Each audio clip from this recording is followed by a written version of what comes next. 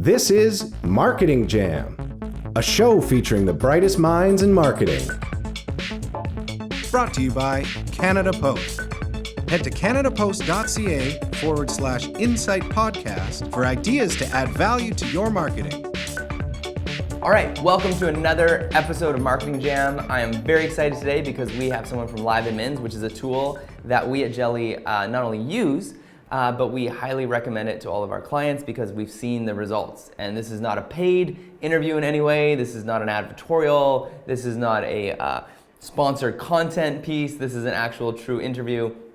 So Hamza, you're here from Chicago. Thank you so much for being on here. And just a shout out to Insight magazine put out by Canada Post. Thank you so much for sponsoring our show. If you don't have a copy of this magazine yet, make sure that you subscribe to it. It's a physical, actual magazine that will be sent to your office. Fun to just put it in the lunchroom for people to read. And it's got tons of inspiring case studies, inspiring stories, facts, stats, all sorts of great interviews in Insight magazine. Make sure you check that out. And they have a different cover and look every time. This one even has bubble wrap on the whole cover. So Hamza, tell us about yourself. Tell us about LiveAdmins, the role you play, and what you guys are up to these days. Before I start, is it possible for you to tell me how do I subscribe to the magazine? You know what? It is a link in the bio, and it's a free magazine. I think actually though it only ships to Canadian offices, so it's for Canadians by Canada Post. So I know that you are in Chicago, so I don't know if they'll send it to you. That's a maybe, but we'll have to look into that. Maybe I can reach out and try my luck. Yeah. So about me, I'm Hamza Nasir. I run a chat company by the name of LiveAdmins. I'm based out of Dubai, currently in Chicago. This is where we're headquartered. And we essentially do end-to-end everything, text-based, video, you name it. We do all kinds of chat solutions. That's what we do for a living. Okay, so if you were to compare it to like those that were in the old school days of like MSN Messenger, ICQ, is that what you sort of do, or how would you describe what sort of chats you guys offer? So, I mean, if you think about it, the tools have changed, but the rules are the same. People still engage with people. And those conversational tools was the beginning of conversations over text. In, I believe, 1998, the first company started chat as business messaging from a business to their consumer, to their clients, or what have you. Over time, we've developed our own tool. We've been providing the human resources in multiple languages. I think we do about 10 right now. And we're essentially providing everything that's required. So some companies have their own resources and they want to manage it themselves. So we can empower them by having a tool that allows that kind of communication. Most companies are not geared for that because they hire for certain roles and those people are already equipped with their own responsibilities, in which case they can essentially outsource the entire operation to us. So we hire people, test them, train them about everything related to the business, and then they're available on websites, on text messaging, on Facebook. So essentially from any medium, as long as the message can come through, we can help them engage with the audience, answer questions, and help them out. Okay, so help me understand this. So there's a lot of free chat tools out there like Talk.to and stuff, and companies are like, oh, I'll just do it for free, and then I'll have different people in my office respond to the chats. And why wouldn't a company just do that? So some of those tools are actually brilliant because over time, I believe there's tech that was always there which cost a lot of money. And eventually people figured that, you know, through economies of scale or through different business models, specifically the freemium model, you could source any kind of tech. And the truth is there's a lot of tech companies out there. There's a lot of chat companies out there. And if a company can actually manage their chat on their own, nothing like it. Because in the end, what you want to be able to do is achieve your business goals. In certain cases, you can only have your company manage the tool because of regulatory, I would say, constraints. It could be just a sheer lack of volume because if it's a boutique business, for example, you might not need somebody to be there 24/7. A local joint, for instance, might not require or could use somebody who's not actually in the physical location to do it. And in all those cases, we encourage people to try any of the tools out. We ourselves recommend companies like Talk.to, because if you could do it yourself, there's no need to consider any other alternative. But there are cases in which when you're not available, but it matters, or if you're dealing with international clientele, or if there's a certain volume of messaging coming in. Like one of the things that we guarantee, like every internet company, would be an uptime of 99.99%, which means we'll always be there. And things on the lines of, if let's say 20 people want to chat to you right now, or in the case of Dubai airports, we had a certain day where one of the aircrafts from India landed, it caught fire, and we had 10,000 chats happening on that one day alone. That's thrice the amount of chats they would have in an entire month. But in those cases, the only company that can provide you disaster recovery options would be somebody like us. So we do this evaluation. We have to figure out, understand the client's requirements, see if there's even an application that makes sense, and then basically have them figure out if this works for them or not. So the logistics would depend entirely on what the customer's actual requirements are. So we'll sometimes actually encourage our clients to get Talk, which is free, have it go to their cell phones, and then test and measure for 3 months how many chats are there, how often are the chats engaged in the evenings and weekends, and then is it worth it to outsource it? Absolutely. And that's the right way to go about it. And we ourselves encourage the clients to do the same thing, because even in 2020, I still come across clients that do not have Google Analytics, and they actually do not know what's going on. Yeah, it's true. I know it's saddening, but it's true. And in those cases, we'd encourage the same thing, because you need to know what's going on to be able to do an effective before-after analysis. And there are cases in which the volume may not justify even the requirement of having a chat support system. I mean, you need to focus or try to work with somebody like Jelly to build the awareness, bring visitors in, get busy, and then convert those people. So we do the exact same thing. Really cool. So what about this new stuff? I've been pitched a few times to get robo chats, like the AI, and they'll hear the question and they'll respond in a robotic fashion. That's been so you just pay one time to this tech company or like a software. You pay a licensing fee or a monthly fee, and these little robots will respond all the time. So if I give you the historical analysis, I believe the first bot, the actual first conversational system, was called Eliza, which was, I think, launched in 1956. And since then, I mean, humans, and I believe every revolution kind of tries to automate things that don't require a human being to be there.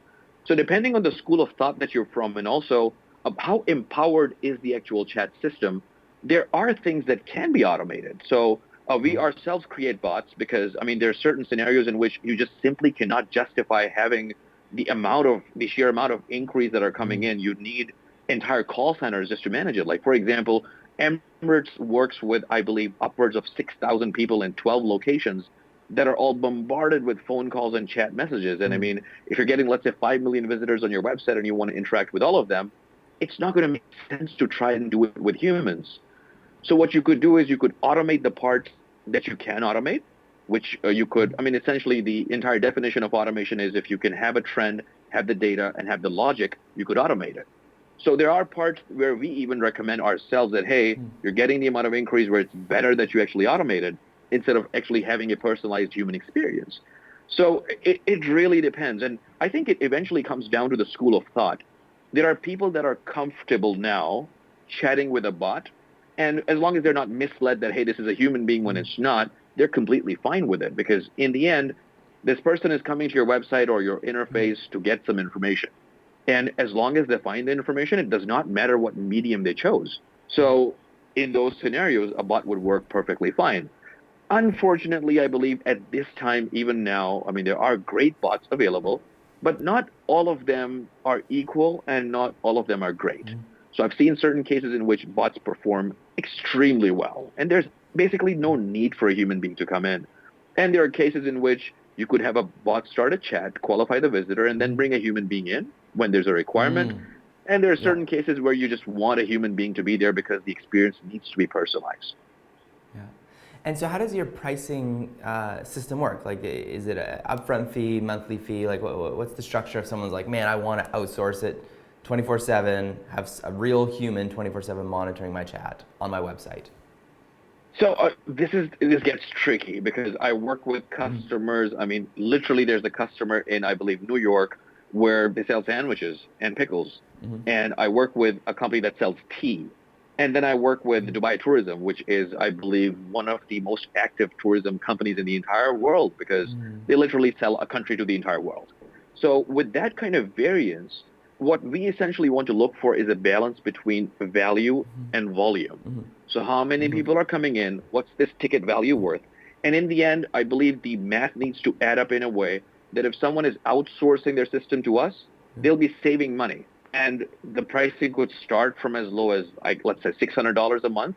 It could go upwards of $50,000 a month. But in both scenarios, one, they get to test it, they get to try it, and they only get towards the payment part if they've actually seen results that make sense. And in either case, if you're outsourcing, yes, you'll get efficiency, yes, you'll get coverage, but what you will definitely get is cost effectiveness. So it'll always be cheaper than you trying to do it yourself.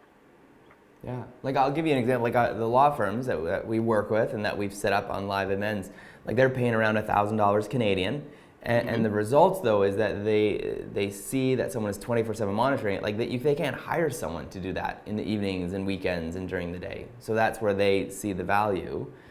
Their volume isn't maybe as much as a national brand or a provincial brand because they're typically working in a region or a city.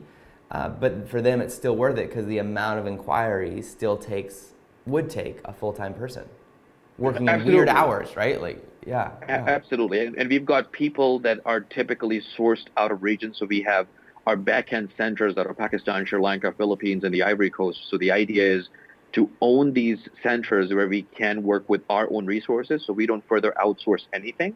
So, I mean, in real time, if you wanted to, you could see the amount of people that are currently monitoring your website. If you wanted, you could actually see the chats happening in real time. And we do provide the capability that if you wanted at any point in time, you could actually message these people, tell them what to say in a chat, what not to say in a chat, or converse with them internally if you wanted, or just go directly with the client too. So all those options are then tailored to ensure, again, it's based on what do you want to do, what do you want this chat to accomplish. And I still get companies that come to me and they say, hey, we want chat. And I ask them why and what do you want it to do? And they actually have no idea. As opposed to I get companies that have actually had chat in their systems for legacy periods, 15 years, for example, so they know everything in and out. So it's a different conversation for them altogether. Yeah. I had a story where a client was quite skeptical, right, and comparing it to calling it silly and who would want to chat with someone. But anecdotally, we found that people are generally, they want immediate responses, right? They want to microwave their food, they want fast food, like they want things quick. And so when they were able to get an immediate response, and again, because it was a law firm, they couldn't give legal advice, they couldn't give any sort of legal information, but they felt like someone heard me, I'm going to get a phone call back or I'm going to get an email back. And the amount of inquiries they got, and then of those inquiries that opened actual files with the law firm was incredible. Right? It was, one month, then 2, then 3, then 4, and it just continued to increase as they realized people actually want to talk to someone 2 a.m. or while they're at work. They don't want to make a phone call about a personal legal matter, but they're willing to chat with someone on a website. Absolutely. And so this has changed over time because I still meet people that actually want to be on the phone, but that percentage has become really low. Because the thing is, the moment you give out your phone number, you're almost certain that you'll be proceeding with the actual conversation, and you're kind of giving your information out. So our tool, and basically any chat tool, is not just us, it allows the other person a certain level of anonymity, in a way. So you don't have to give me your name and phone number and email address or where you're coming from or what have you. And essentially, it's entirely their benefit. If they come in and they ask me a question, it gives me the opportunity to build rapport. To just, like you said, and I think there's no better way to put it, just say, hey, you know what, I'm here to listen. In a regulated environment like a law firm, it's true, I cannot possibly give you any legal advice. I cannot really help you out with the matter. And in certain cases, we actually have to write that in the chat box saying, hey, we're an intake assistant only. We'll help you out, and we'll connect you with the right person. And even in those cases, I mean, the opportunity to express yourself gives us the chance to then build rapport, help them out, tell them what the hours are, how to come in, or even book an appointment for them if we can. And that allows typically for a higher number of leads coming in and for a better qualified lead coming in as well, as opposed to, a missing detail, for instance, or not having enough context of, whose phone number and email address did you just get. Yeah. What's it like when you go to the centers where people are responding? Is it a room full of people on computers, and is it, what's it like there, just to kind of take the veil away from behind the scenes? So So think of a call center, but then add Yeah. music because it doesn't matter. Oh yeah. Add casual dressing because even that doesn't Yeah. matter. Yeah. The accent or what you sound like doesn't matter. And we Yeah. call them web centers. So I mean, think Okay. the Cool. office of Google X. A lot of screens. So I mean, we typically do about 2 to 3. So we've done a lot of A/B Mm. testing, in which we figured out what angle of the keyboard, how many Yeah. screens, what kind of mouse would actually work for you. Yeah. And the hiring criteria, for example, is one based on your language, two, Yeah. what kind of education do you have? Because we work with all kinds of industries. Mm. Literally, Yeah. I guess not the best example to give, but selling reptiles in Portuguese for a company in Yeah. Brazil, and down to managing Keller Williams chat globally. So, and this Yeah. is a massive variance. I mean, if you are, for example, pursuing a legal degree, you're best suited to understand the language that might come in, even though all of this language is still confirmed by the client. So that kind of environment, a lot of screens, a lot of computers, and essentially web centers where you could be listening to music and still be doing your job. But we typically still want people to come into an actual office because we've had a lot of work at home scenarios that didn't work out, even though they have the flexibility at times where they Mm. can. But mostly we would want them to be in one center working within teams and usually working with the clients within the same space as well. Okay. So if someone is interested in getting chat for their website and for their company, what's the next steps and process with LiveAdmins? So I would recommend to check us out. Go to www.liveadmins.com, speak with one of our operators, mention that they've been referred by Jelly, and that entitles them to try us out completely for free for a month. We don't need contracts. We don't want to tie them into anything. Yeah. And it's based entirely on the experience. I mean, it's more or less a pay-as-you-go model, but it starts for free Yeah. because it came through you. Wow. And if they're happy with what they see, if they're happy with the results, so they see actual conversations that they can contact, they see an actual uptick in the amount of qualified leads that came in. And again, there are advantages that you might see right away, and there's advantages that might come in as subtext later on. With all of that combined, if they're happy with the overall experience, we talk payments. If they're not happy for any reason at all, or even for the lack of a reason, we don't tie anybody up into it, and they're free to go if they want. I feel like this younger generation that is used to just texting all the time on their phones and not actually using the phones for calling, this is exactly what they need. And this was surprising to me because, again, the Middle Eastern market is very different. I mean, it's the only location in the world where we opened retail offices because there's so much face-to-face happening. And same region where we have the highest level of engagement for a completely different reason, because nobody wants to be holding the line and waiting to be connected to an operator. I'm yet to meet anyone that likes an IVR. Voice bots are quite common, but again, yet to meet anyone that's happy with one. And that just puts us almost at an unfair advantage. And add to it this exact scenario that you mentioned. I mean, so my cousin here, who I think is 20 years old, if I call him or try to speak to him, I actually tend to not get an answer, as opposed to texting him, and he's always on the phone and always responding at any point in the day, which helps because text gives you an idea, and text actually gives you time as well. So I mean, if right now in this video I didn't respond to your question for 30 seconds, it's going to be awkward, if not dead. And the exact same thing happens in a phone call, which gives me no idea to do much. I mean, I've got to give you a response right now, and it has to make sense. Over text, if you sent me a text and I got back to you in, let's say, 25, 30 seconds, it's perfectly acceptable.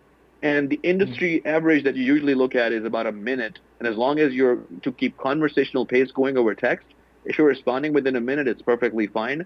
We tend to keep it under 30 seconds to make sure that we always have the people engaged. They always know an answer is coming. And even if it does take some time for us to do some research, pull the right link, a brochure, what have you, it's, again, perfectly acceptable for you to take about 25, 30 seconds and keep the conversation going. And these conversations, by the way, can last up to 35 minutes because, you send in a couple of text messages, you go to a different link, you come back to it, and you keep it going, which is not something you'd expect because the average visitor stay time is not that long.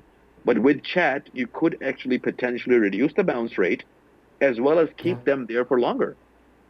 That's exactly what we've seen right across the grid as far as our analytics. Yeah, lowers our bounce rate, and then time on site is just increased month over month. So No, I'm a big fan personally. It's why I wanted you on the show. I'm really glad people could hear about it, see it, experience it, hopefully, both on your website and free trial on their own website. So thank you so much for making time today. It's been really great having you on the show. It's been a real privilege to have you share about what LiveAdmins is able to do for brands.